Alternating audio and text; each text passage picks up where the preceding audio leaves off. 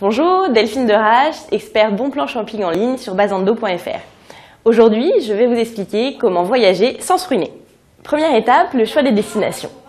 Pour voyager pas cher aujourd'hui, moi je vous conseille de privilégier les destinations qui ont un besoin de refaire leur image, besoin de notoriété. Prenons l'exemple de la Tunisie ou d'autres pays dont l'économie est principalement basée sur le tourisme. Ils ont besoin de vous, donc ils bradent leur voyage. Pour voyager pas cher, une bonne astuce, c'est surtout de prévoir en avance. Prévoir en avance ou prévoir à la dernière minute. Mais moi, personnellement, je préfère prévoir en avance. Comme ça, on peut rêver un peu et s'éloigner de la grisaille du quotidien.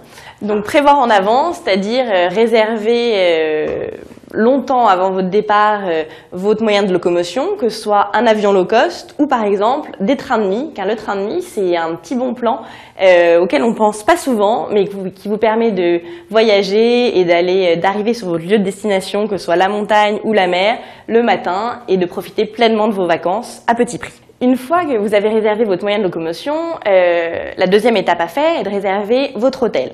Pour cela, différents moyens. Le moyen classique, vous contactez l'office de tourisme, vous demandez des listes d'hôtels.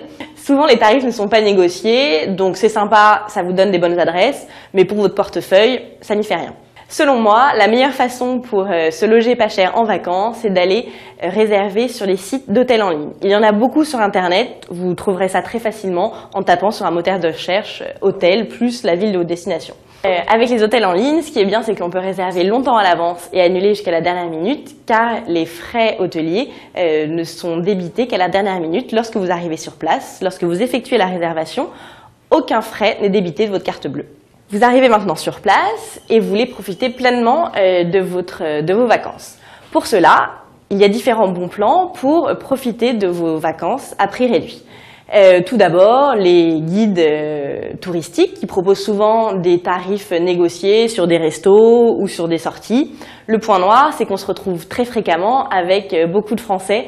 Et quand on part en vacances, c'est pour se dépayser, c'est pas pour retrouver les voisins ou d'entendre parler français autour de soi. Donc moi, ce que je vous conseille, c'est de profiter des applications smartphone qui vous permettent de trouver autour de vous tous les bons plans, que ce soit des restos, des sorties ou encore, je sais pas moi, une séance de massage après avoir visité toute la ville.